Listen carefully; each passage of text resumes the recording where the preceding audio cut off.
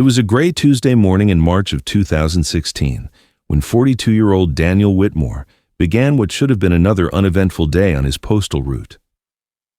At 7:45 a.m., he clocked in at the Riverton Postal Depot, exchanging brief hellos with coworkers and heading straight to his assigned truck.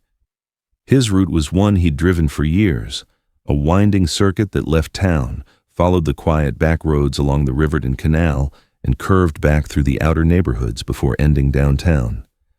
It was the kind of route most carriers preferred, scenic, predictable, and rarely troubled by traffic. By all accounts, nothing about that morning suggested anything unusual. Daniel was in uniform, carrying his thermos of black coffee in one hand and his satchel in the other. Security logs confirm he loaded his truck without delay, sorted his mail trays, and pulled out of the depot right on schedule at 8:06 a.m. Several residents on the early part of his route remember seeing him that morning. One woman recalled him smiling faintly as he handed her a package. Another said she waved as he drove past. Both noted he seemed quiet, but that wasn't unusual for him. Daniel was known as polite but reserved, someone who kept his conversations short and his deliveries precise. Around mid-morning, the last confirmed sighting placed him near the Riverton Lock Station, a small service area along the canal where the towpath met a dirt pull-off. Two separate witnesses, both local fishermen, recalled seeing the white and blue USPS truck parked there. They assumed he was taking his mandated break or sorting mail, something carriers sometimes did in out-of-the-way spots. The first fisherman glanced over around 10:30 a.m., and saw Daniel in the driver's seat, leaning toward the passenger side, as if reaching for something. By the time the second man passed the same spot a few minutes later, the driver's seat appeared empty. From that point forward, the timeline began to fray. There were no more deliveries recorded on his handheld scanner. Several addresses still had their outgoing mail waiting in boxes, untouched. And by noon, the first calls started coming into the depot from customers wondering why their mail hadn't arrived.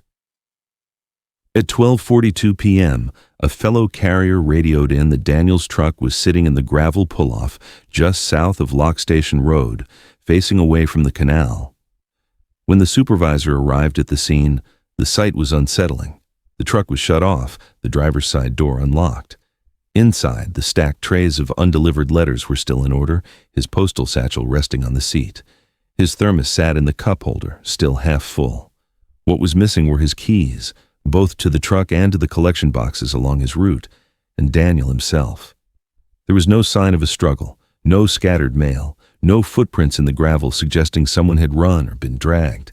The only disturbance was a faint smudge of mud on the interior step beneath the driver's door, the source of which no one could explain. The canal flowed quietly less than 30 feet from where the truck was found, its surface rippling under a light wind. Investigators later noted that, from the pull-off, you couldn't see far upstream or down. The bends of the canal and the trees obscured the view in both directions.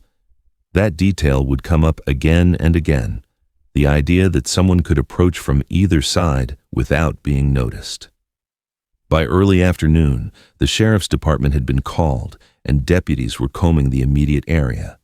They found no discarded clothing, no signs of a fall into the water, no tire tracks other than the truck's. Postal policy dictated that in cases of an abandoned vehicle, the engine keys were to be locked inside if the driver had to step away, yet the keys were nowhere to be found. For the postal inspectors who arrived later, it was the first red flag, a breach of routine Daniel, by all accounts, would not have made without reason. By the end of the day, the route was suspended, mail rerouted, and the gravel pull-off taped off as a potential crime scene. In Riverton, word spread fast. Neighbors along the canal began to replay their morning in their minds, wondering if they'd missed something. A strange car, a noise, a figure walking the towpath. A few offered vague recollections, but nothing conclusive. For Melissa Whitmore, who arrived at the site just before sunset, the image of the empty truck became an anchor point in a nightmare she hadn't yet begun to understand. It was the last place her husband had been seen alive, and even then, no one could say for certain if he'd left it on his own or if someone else had made sure he never returned. By early afternoon, on the day Daniel Whitmore vanished, The gravel pull-off where his mail truck sat was no longer just an odd scene. It was the epicenter of a growing emergency. Sheriff's deputies arrived first, taking photographs and walking slow, deliberate circles through the gravel and grass, careful not to disturb whatever evidence might still remain. The canal ran silent beside them, its surface broken only by the occasional drift of debris. Soon after, state troopers pulled in, followed by a pair of postal inspectors from the regional office. The presence of the inspectors underscored what everyone already knew. When a federal employee disappeared mid-route, it was no longer just a local matter. The immediate focus was the stretch of towpath leading from the pull-off toward the Riverton Lock Station. The path was narrow, worn down by years of fishermen and joggers, bordered by steep banks in some places and reeds in others. Tracking dogs were brought in, and for a time, it seemed they might provide a breakthrough. Handlers reported a strong scent trail beginning at the driver's side of the truck and leading along the towpath toward the lock gates. But not far past the bend, the dogs began to falter. Some circled back, others veered toward the waterline, noses working but unable to commit to a single direction. At the lock station gates, a rusted metal structure that could be chained but was now hanging loosely open, the scent dissipated entirely. Handlers speculated that either Daniel's trail ended there, or something about the environment, the rushing water, the crosswind, made it impossible to follow further. Divers were called in that same afternoon. The canal here was deceptively dangerous. Beneath its calm surface, the current from the lock could tug a grown man off balance in seconds. Visibility was almost non-existent. Silt clouds rose with the slightest movement, clinging to the divers' masks and swallowing the beams of their lights. They moved methodically, feeling their way along the bottom, checking under the service dock and against the pilings. After nearly 3 hours in the water, they surfaced with nothing more than a few sodden beer cans, an old tire, and a section of rusted chain. There was no sign of Daniel, no trace of his uniform, and no personal effects. While the divers worked, investigators canvassed the area for witnesses. A few people had passed by earlier in the day, a cyclist heading toward town, an older man walking his dog, but none reported hearing calls for help or seeing anyone in distress. One fisherman, packing up his gear near the far end of the dock, told deputies he'd noticed a single boot print in the mud just off the service dock's planks. He hadn't thought much of it at the time, assuming it belonged to another angler, but when he pointed it out, the tread pattern caught an investigator's attention. It was deep enough to show detail, and it appeared to match the style of work boot Daniel was known to wear. Curiously, there was no second print nearby, no matching impression that would indicate he'd taken another step. The boot print was photographed, measured, and cast in plaster, though without a matching pair or additional prints, it became more a point of speculation than proof. Investigators debated what it meant. Did Daniel step there and lose his balance, falling into the water? Or had he been standing still, meeting someone on the dock? The lack of scuff marks or drag patterns in the mud argued against a struggle, yet the position of the print, angled toward the water, left open the possibility that he'd approached the edge willingly, or been guided there. With no wallet missing, no signs of forced entry to the truck, and no obvious theft, robbery seemed less likely. If it was an accident, why had his keys vanished? If he'd left willingly, why abandon his route midshift without telling anyone? As daylight began to fade, searchers widened their grid, sweeping the banks on both sides for nearly a mile in each direction. They found nothing but reeds, litter, and the occasional shallow footprint from earlier visitors.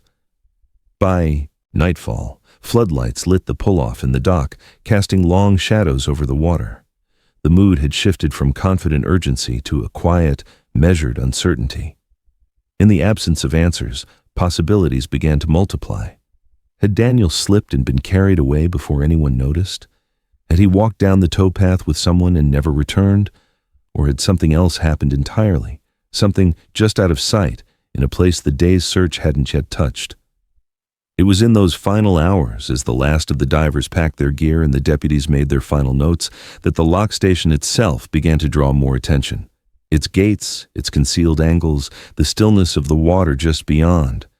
They would become a recurring focal point in the investigation. For now, it stood silent, the current moving beneath it, as if whatever had happened here had already been carried away. The first thing that shouldn't have been there was the lunch he packed the night before, sweating on the kitchen counter under the steady hum of the refrigerator. Mail sat squared on the hall table, shoes lined by the mat, a note on the fridge that read, "Oil filter sat." Melissa opened the door with the careful movements of someone keeping pieces together. She said he left at his usual time, thermos in hand, forgot the lunch, and told her not to wait if late pickups stacked. In the bedroom, 2 suitcases sat zipped beneath a rail of short-sleeve shirts. The dresser held his wallet with $63 and a gas receipt from the night before. Drawers were full, not emptied. There was no duffel by the door. In the driveway, the weekend sedan sat locked with a half tank of gas. Nothing suggested a man planning to leave for anywhere but work. The kitchen told its own story. A ceramic mug ringed with espresso rested in the sink. A thermos sleeve hung on a chair. Beside the lunch bag lay a folded grocery list in blocky pen, rice, detergent, apples, and a reminder to call his sister about a birthday card. The laptop on the desk opened to a plain calendar with route times and notes to rotate tires and bring sunscreen in July. His email was unremarkable. Shipping confirmations, a coupon for mulch, a supervisor's message about a minor route change. Detectives found routine, not a plan. Neighbors filled in the days before. They had seen him on the porch after dark with his phone to his ear, pacing slow lines along the rail until the screen dimmed. He didn't raise his voice. He didn't gesture. He walked, turned, walked back. One neighbor said he angled his body toward the yard as if he didn't want his words bouncing back toward the windows. Another remembered only the glow in his palm and the silence that followed when he stopped. It looked, they said, like listening more than talking. His personal phone wasn't in the house and hadn't been recovered from the truck. Investigators pulled the records. Most of it was routine. Weather. Alerts. Calendar pings. Melissa's text about the utility bill. On the morning he vanished, 2 short, unanswered calls appeared from the same unlisted number. 9:57 a.m. for 7 seconds, 10:11 a.m. for 5. No voicemail, no callback. The number resolved to a carrier that made quick trace work unlikely. If it belonged to someone he knew, he hadn't saved the name. Money didn't point anywhere. No cash withdrawals, no hotel holds, no rideshare charges. The mortgage was current. The last credit card purchase was fuel and coffee at the station he used before early shifts. There were no indications of a second phone plan, no wire transfers, no unfamiliar subscriptions. In the garage, a pegboard held tools in neat rows, each outline marking where it belonged. A plastic bin labeled "Winter" held hats and gloves. On a shelf, a cigar box rattled with loose change, spare shed keys, and depot receipts. None of the keys matched the missing truck set. Melissa kept her answers spare. He had been quieter, she said, choosing fewer words and then discarding even those. They'd argued mildly the weekend before about overtime and how it left him gray by Friday. He promised he would slow down. He had also started taking calls outside, which he had never done. When she asked who, he said it was nothing that would reach the house. He had no travel plans and hadn't asked about insurance. Small signs of routine anchored the rooms, his work cap on the hook, a jacket folded on the chair, a stack of misrouted envelopes he'd brought home to resort so Monday would start clean. Detectives noticed the porch boards near the steps worn into a narrow oval, the pattern of someone turning on a heel. They found an old flip phone deactivated years earlier in a junk drawer. They did not find the current phone or any record of a second line. What stood out most was absence. No mess, no pulled drawers, no erased history. By early evening, the house had given what it could, a picture of a man whose life ran on schedule, who had begun pacing the porch with a phone to his ear, and who, on the morning he disappeared, received 2 brief calls from no one the records would name. Melissa stood in the doorway when they left, fingers pressed to the frame as if steadying the structure. The porch was quiet, the neighborhood ordinary in every direction, except for the place where his steps had worn the wood thin. Somewhere beyond the trimmed lawn and the silent phone logs was the peace that would make sense of the day, for now it stayed out of reach, and the unanswered number kept its name to itself. By the end of the first week, The case had split into lanes. Deputies kept sweeping the canal and fields, while detectives settled into interviews, records pulls, and rumor control. The working theories were familiar. Robbery gone wrong, accidental fall, voluntary walkaway, or a targeted meeting with someone he knew. Each gathered a few facts and then stalled. Nothing inside the truck suggested a fight or theft. Trays of mail were squared, his satchel intact, his thermos half full. The keys were missing, which bothered investigators more than anything else. Robbers usually take valuables. Careless carriers usually leave messes. Here, there was neither. Tips surged and then thinned. Someone swore a dark pickup had lingered near the lock earlier that week. Another caller claimed Daniel argued outside a gas station the month before. Detectives pulled the camera, the date stamp was off, and the uniform patch belonged to a different town. Postal inspectors arrived with personnel files and clock records. His evaluations read steady, punctual, polite, no discipline, no route complaints, a dependable carrier on a predictable loop. The inspectors said they would stake their name on his reputation. They also said reputation wasn't evidence. The robbery theory failed first. His wallet sat at home with cash inside. Truck inventory reconciled, scanners, arrow keys, mail bags, accountable items. Collection boxes on his route showed no pry marks. Financials added little. No unusual withdrawals, no hotel holds, no sudden late-night buys. If someone wanted money, they left without taking any. If someone wanted the mail, they ignored what thieves usually notice. Voluntary disappearance fell next. Daniel had anchors everywhere, mortgage current, tires scheduled for rotation, a niece's birthday circled on the calendar. He hadn't pulled savings or searched routes out of town. Rideshare accounts were quiet. Highway cameras showed nothing resembling his sedan outside normal patterns. Hospitals and shelters reported no intake under his name or description. The absence became its own argument. People who planned to leave usually lay a trail of preparation. He had left a trail of routines. Accident held longer than it should because the canal had a reputation. The lock made odd currents. A misstep could drag a person under. Yet divers went in within hours and came back over several days. They cleared eddies, traced margins, checked snags by pilings. No fabric, no belt, no loose personal effects turned up along the banks. Search dogs trailed him to the gate and then quit. It fit an accident only if every other sign cooperated. The other signs did not. Whispers about side work surfaced next, the story people tell when ordinary life refuses to explain itself. A retired co-worker said Daniel once mentioned a guy who wanted something moved, no questions asked. It was vague, softened by time, but enough to open a lane.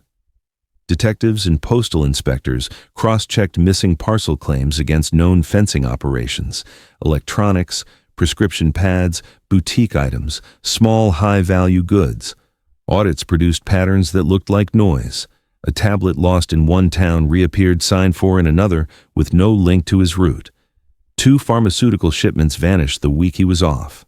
Complaint posts online pointed at carriers from different towns entirely.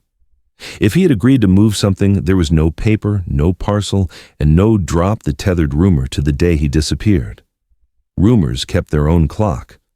A shop owner said a man matching Daniel's build met someone after midnight near a storage unit. Gate logs showed no entry, and a camera caught a different plate. A fisherman recalled cash changing hands by the service dock weeks earlier.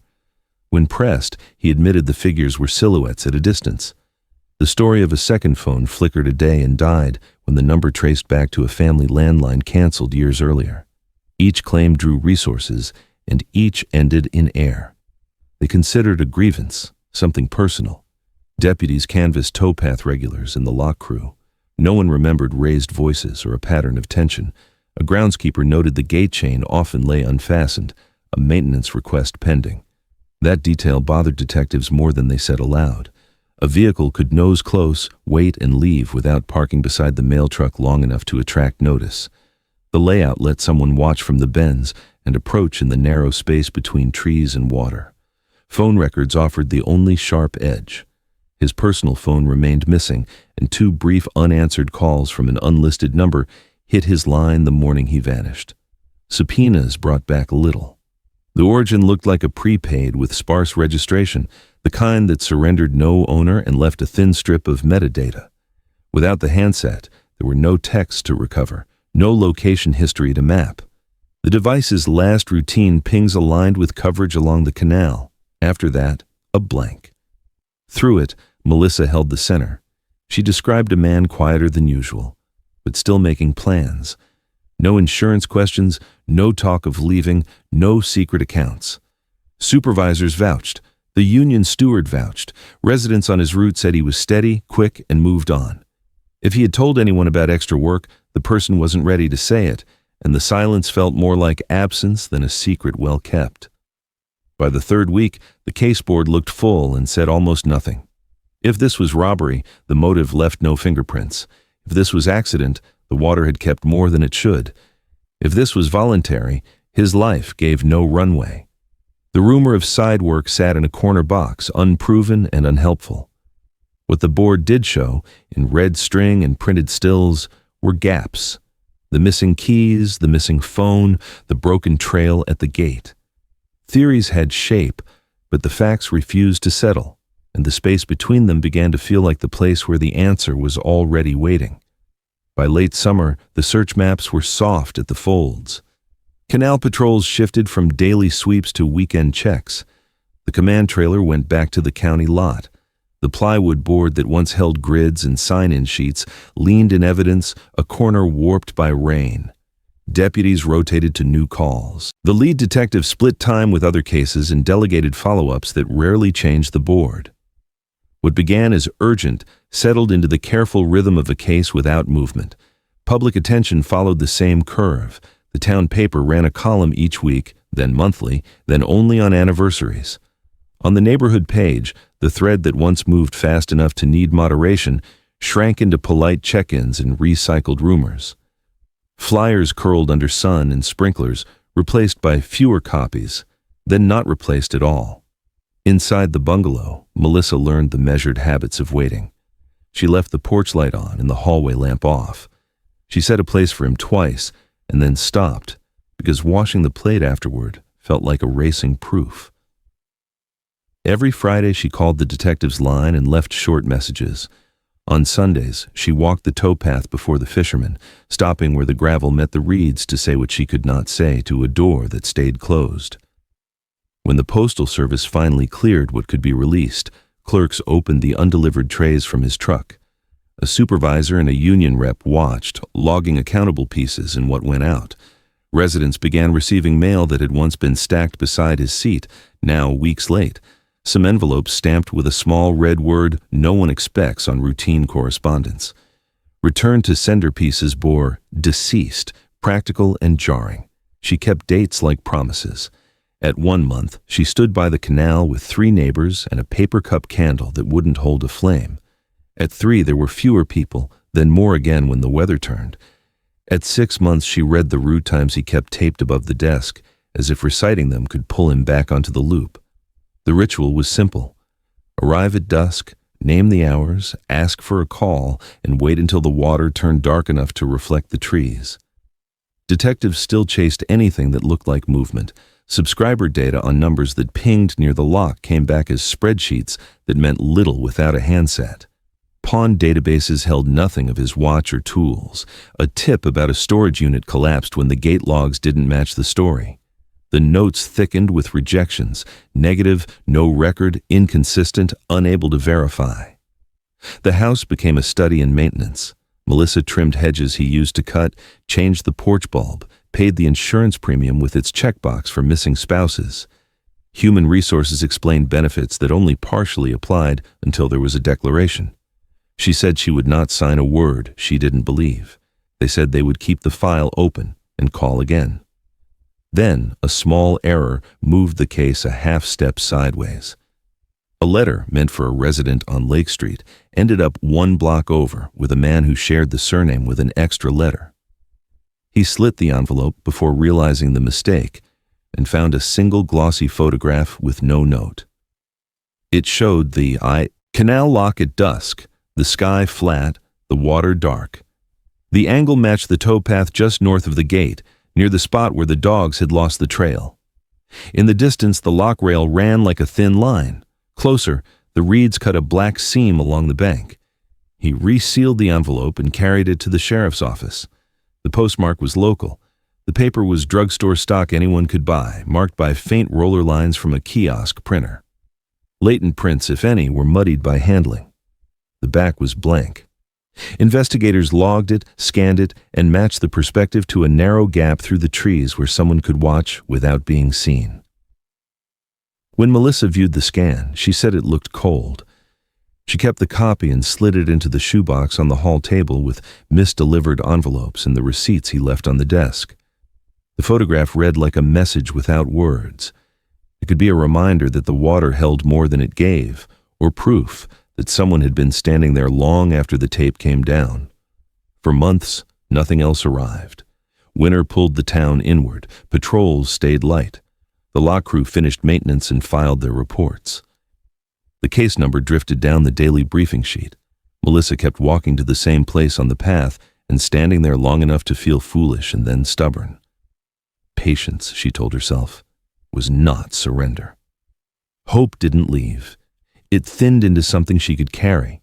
She went to work, came home, and marked the calendar when another month passed without a call. On the next evening she chose. Dusk matched the color of the photograph. A picture can say there is more to look at without telling where. It can say, "Look again." She did, and in the quiet that followed, it felt as if somewhere, someone else was facing the same water, waiting too for the next thing to arrive. The letter arrived on a Tuesday in late spring 2019, a white envelope postmarked 2 towns over.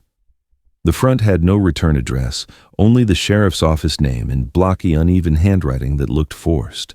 Inside was a single sheet torn from a spiral notebook.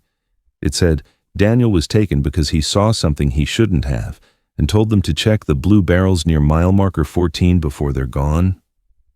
It ended without a signature, just a short underline pressed through the paper. Protocol moved quickly. A sergeant photographed the letter, sealed the original, and logged it. The detective on duty called patrol units to hold the mile marker and asked dispatch to send anyone close to the old service road along the canal. Postal inspectors were notified because the wording touched their case. Melissa was not called.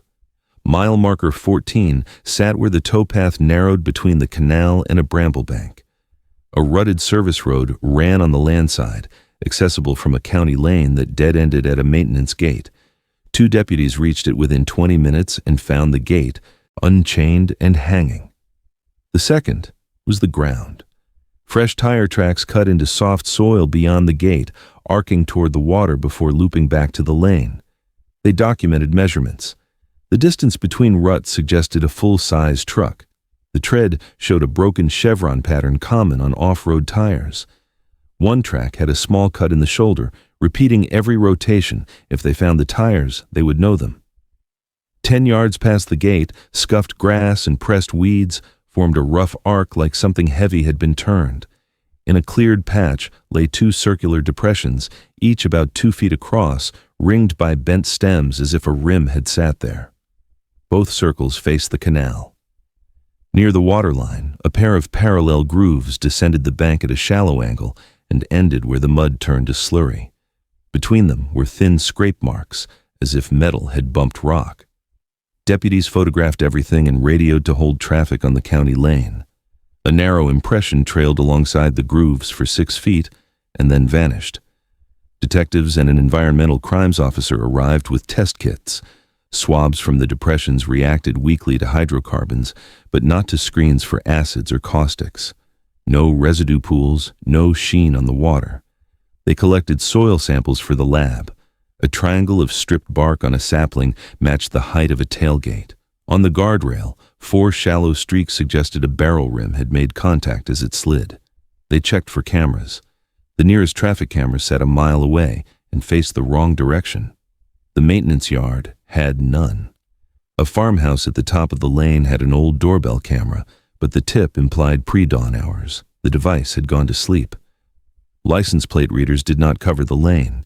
Hits from adjacent roads showed several pickups within a 6-hour window, a list too broad to help. The letter went to the lab. Prints on the envelope and paper belonged to the sergeant and the detective. A lifted partial held no ridge detail. The stamp yielded nothing. Under magnification, the block letters showed stop and start hesitations consistent with disguise or tremor. The postmark narrowed mailing to the previous afternoon around 4. If the tipster had seen barrels and mailed the warning within hours, whoever moved them had not waited long. Detectives retraced the county lane at that hour with their lights off, listening. A truck rolling slow would be heard only by the owls in the wind. They debated whether to drag the canal immediately. The current and depth at that stretch made dragging dangerous. If the containers were sealed and heavy, they might sit in the silt near the slope. If pushed at a different angle, they could slide into the deeper run. They brought a small drone and flew low along both banks. The camera showed brown water and a bottom that disappeared into bloom. Nothing like a barrel silhouette showed itself. By midnight, they had logged what they could and put a marked unit near the lane for the rest of the dark hours. No one returned. Melissa learned about the letter 2 days later when the detective called to say they had followed a tip but could not share details. After she hung up, she drove to the county lane and sat at the top of it, watching the gap in the trees until the light went. It felt like reaching the end of a thought with nothing after it. Lab results came back a week later. The soil showed traces of petroleum products and nothing else conclusive.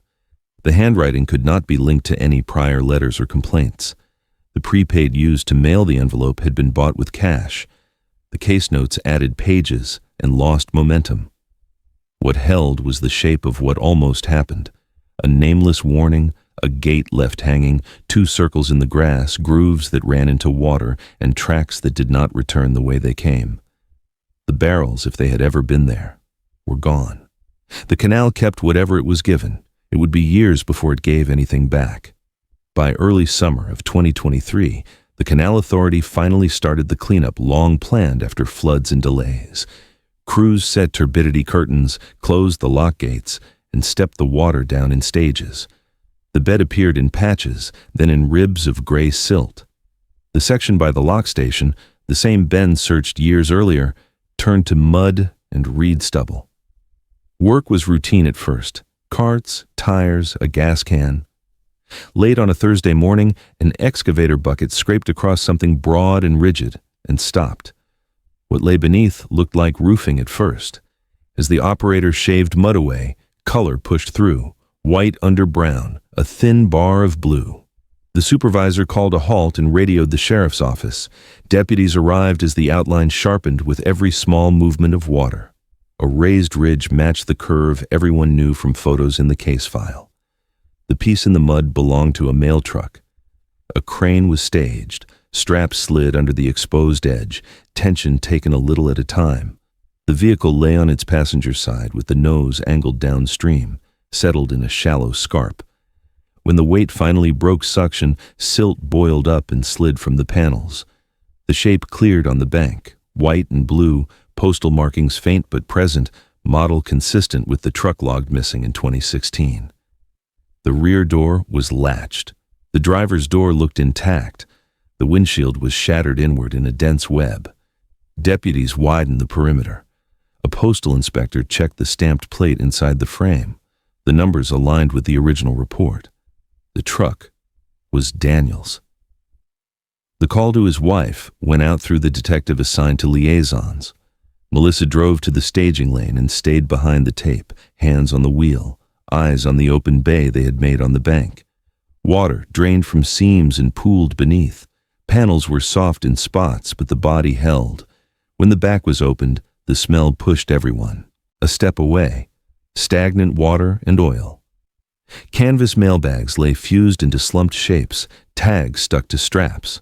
A bundle of advertising flyers had hardened into a brick.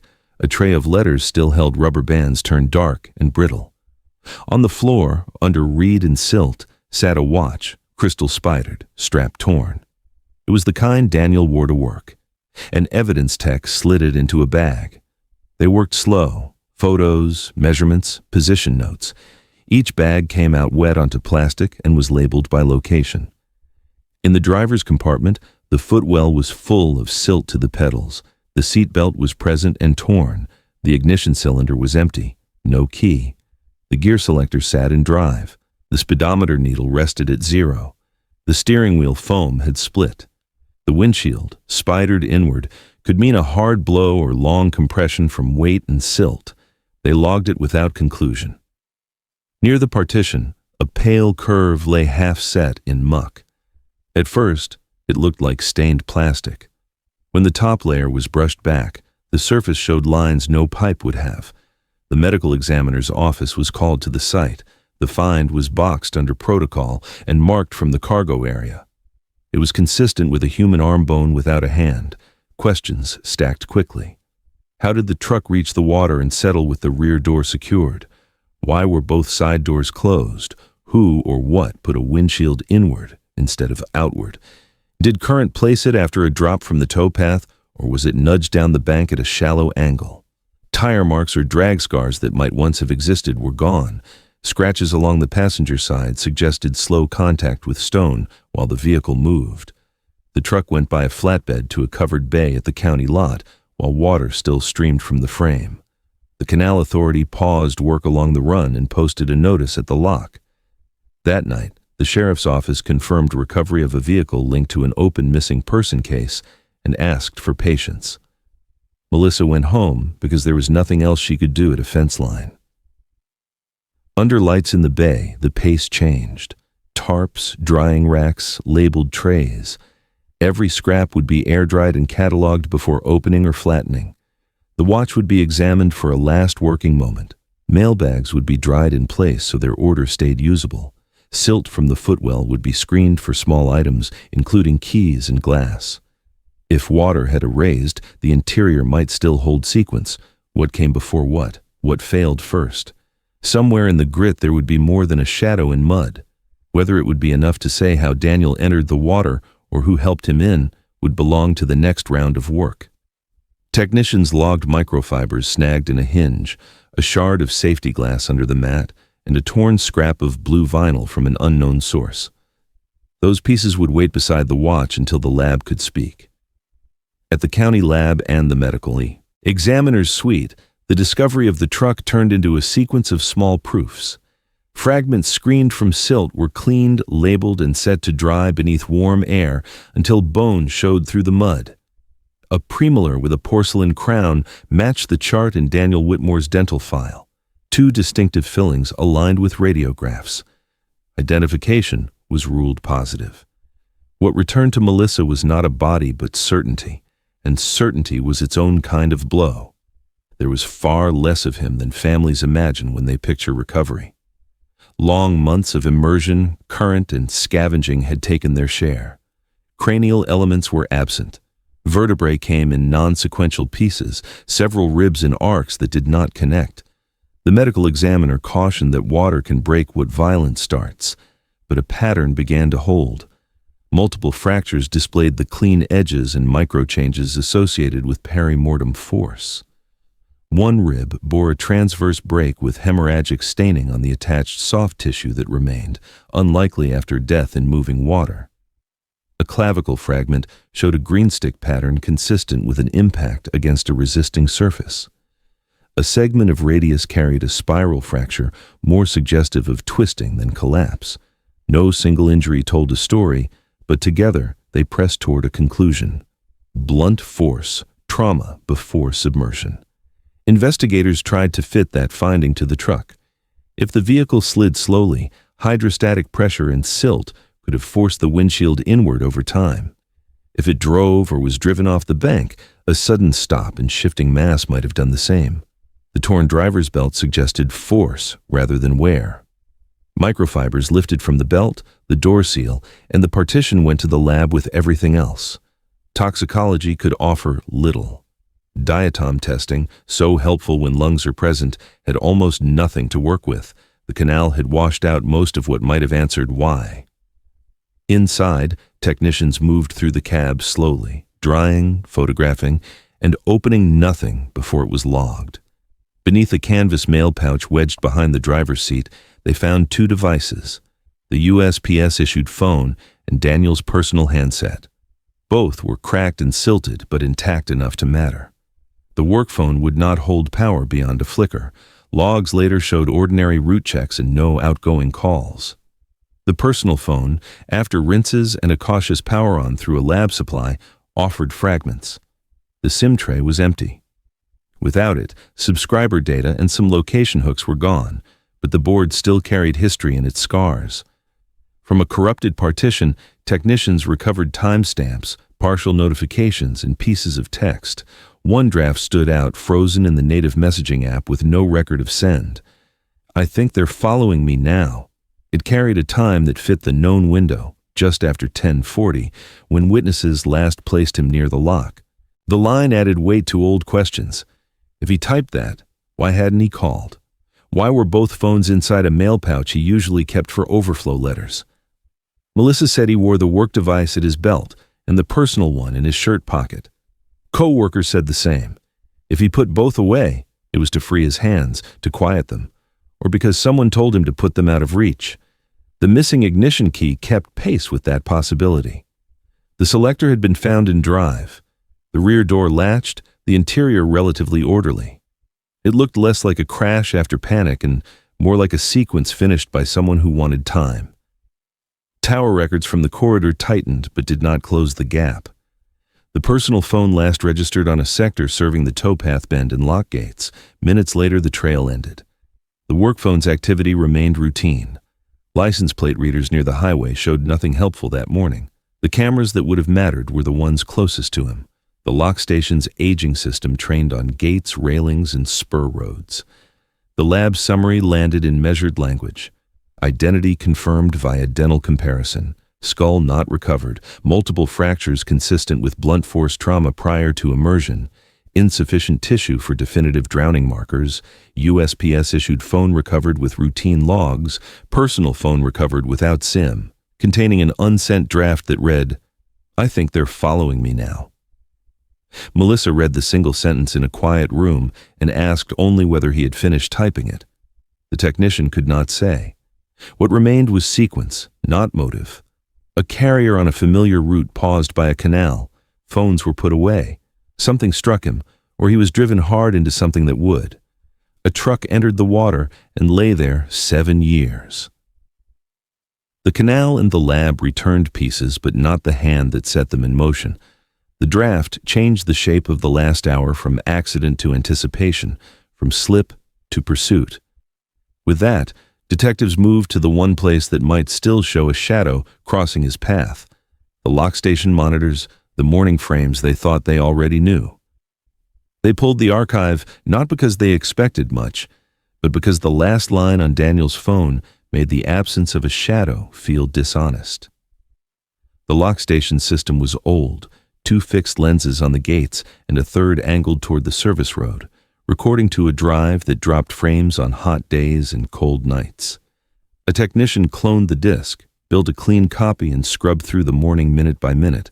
Most of it was stillness, level water, reed heads in short gusts, a concrete apron bleached pale.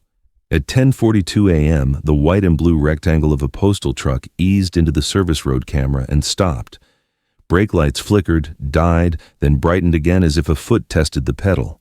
Then, deeper on the service road, another shape slid into the lower corner and steadied.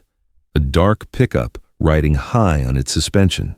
It kept distance, parking several car lengths behind, close enough that the grille caught light, far enough to sit outside the mirror line. No door opened that the camera could hold. The postal truck idled. The pickup did not move. The recording hiccuped, then rejoined. At 10:45, the postal truck rolled forward and left the service road camera's field. The gate lens, fixed toward machinery, caught only a smear of reflection. The towpath lens picked up the mail truck's side, sliding past the posts, then lost it to the bend where the canal narrows. 2 beats later, the pickup moved the same path and disappeared. When motion returned at 10:49, it was the pickup alone. It drifted back into the first frame and angled toward the canal instead of the gate. It paused with its nose nearly touching the embankment, idling at a tilt that faced water, not road. 40 seconds held that posture. No door opened. The truck backed a foot, straightened, crept forward until the front wheels lifted the reed line, then eased back and turned away. They tried to pull more from the frames than the cameras would surrender. A specialist stabilized the image and stretched contrast until the gravel became a lattice of squares. Plates dissolved at the first enlargement. Reflections on the bumper carried shapes that might have been trees or the lock's railing. But the grille held a profile under abuse, a missing badge that left a shallow oval, a split in the center bar, vertical slats slightly bowed. A detective pushed those features through regional bulletins and landed on a theft report from the neighboring county, filed the same week Daniel vanished. The stolen vehicle was a dark full-size pickup with oversized tires and a missing grill badge, slats bent, last seen on a farm road that fed toward Riverton's outer lanes. The owner knew no one on the canal. The truck had not been recovered. They mapped the times against what else they knew. The brake flickers at 10:42 fit the window when Daniel's unsent line, "I think they're following me now," would have been typed and abandoned. The mail truck leaving the frame at 10:45 matched the moment his scanner stopped logging. The pickup returning alone at 10:49 landed on the minute his cracked watch would later freeze near. The map laid one vehicle's presence over another's absence and called the overlap a corridor where the story changed. Investigators drove the approach in a comparable truck to learn what the cameras could not say: how long it took to roll from the apron to the bend, how far a person could move in 4 minutes without meeting any lens. They stood where the pickup had angled and listened to the machinery thrum. If someone waited to hear water swallow metal and quiet an engine, the footage translated that waiting as stillness. The footage did not give a face, did not give a plate, did not show an act. It offered sequence and intent. A vehicle arriving behind Daniel's, maintaining distance, following as he moved, then returning alone to stare at the canal. Combined with the stolen truck report and fracture patterns that did not belong to water, it shifted the file from disappearance to homicide by unknown person or persons. On paper, boxes changed color. In the house, Melissa stared at a printed still of the pickup's nose, lifted to the reed line, and tried to imagine a driver whose name would make any of it make sense. Detectives ran the stolen truck lead until it thinned. Pawn lots, repair shops, rural lanes where big tires leave easy signatures. The grill surfaced in stories, but never in metal. They ran the footage at half speed, then quarter, eyes searching the control shed's window for a reflection and the water's flat plane for a roofline under light. Nothing conclusive formed. The only thing that repeated was the pause, the long idle at the canal's edge while a driver took inventory of what the water would keep and what it might, years later, give back. With the frames logged and the timeline set, the case moved toward its next necessary line on paper, the line that names what a family already knows. And beyond that paper, the canal held its color, untroubled, as if it understood how to keep a secret longer than anyone standing on the bank could bear. The report landed on a Friday afternoon, clipped to a slim case file that had grown heavy in every way that mattered. The findings were direct: manner of death, homicide, cause, blunt force trauma with subsequent submersion, perpetrator, unknown. The summary tied the fractures to events that happened before the truck entered the canal and set the likely window between 10:45 and 10:49 a.m. No arrest accompanied the language. A short statement asked for information about a dark full-size pickup seen near the service road and the lock. Inside the task force room, theories were cataloged instead of argued.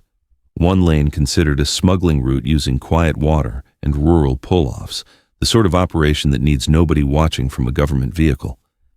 The anonymous letter about barrels, the unchained gate, and the tire tracks suggested logistics that did not start or end with Daniel. Another lane centered on a witness silenced after seeing illicit dumping or a transfer. A third lane, personal grievance, never grew past routine frictions. The board kept its discipline. What is known on one side, what is believed on the other, and tape between them that, for now, would not cross. The stolen pickup remained an absence that pushed the investigation without being seen. Patrol units in farm counties to the west were briefed for months. Salvage lots, paint shops, and scrap yards were asked to flag grills with bowed slats and a missing badge. Nothing surfaced. Detectives thought the truck was garaged, replated, or sunk in gravel water where a reader would never pass. What they had was a silhouette pausing at the bank, a timestamp that matched a broken watch, and a return to the frame without the mail truck that should have led it. Melissa lived with clearer details. She kept the watch on her nightstand. The crystal had lines she could trace with a fingernail. The face read 10:49. Twice a week she wound it until the crown would not turn. It never moved. She did it anyway, a task she could finish when answers would not come. On long nights she held the watch and recited the streets on his route in order. Saying them steadied her. She put it back in the same corner each time. Each march she returned to the lock station. She parked on the county lane and walked the gravel with a manila envelope. At the railing, she left a single stamped envelope with a blank front.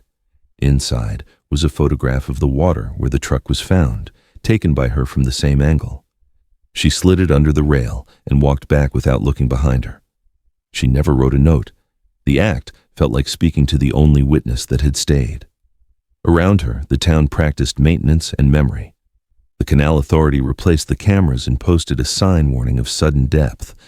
The sheriff's office transferred the file to the cold case unit, but kept the lead detective available when tips referenced the pickup.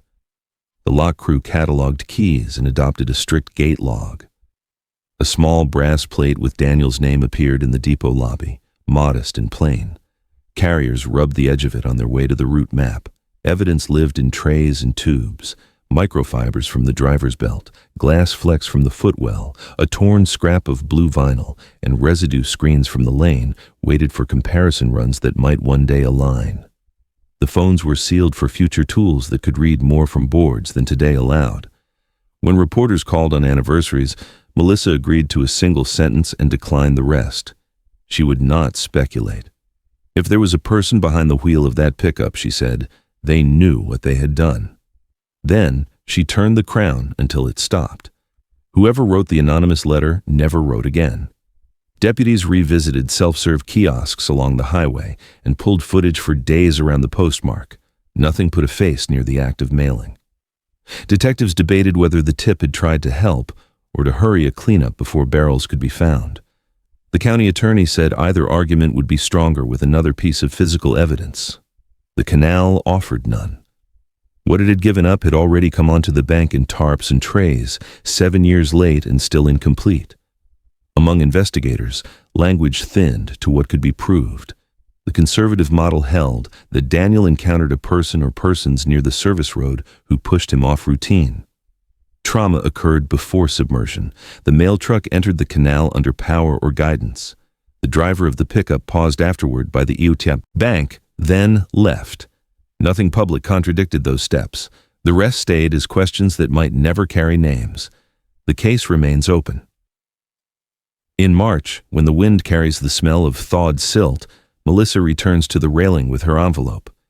She does not expect an answer. She lays the photograph where the roofline once broke the surface and watches the water settle into its ordinary color. The watch at home reads the same minute it always will. In the record, the clock holds at 10:49. In the house, there is the steady sound of someone keeping time anyway.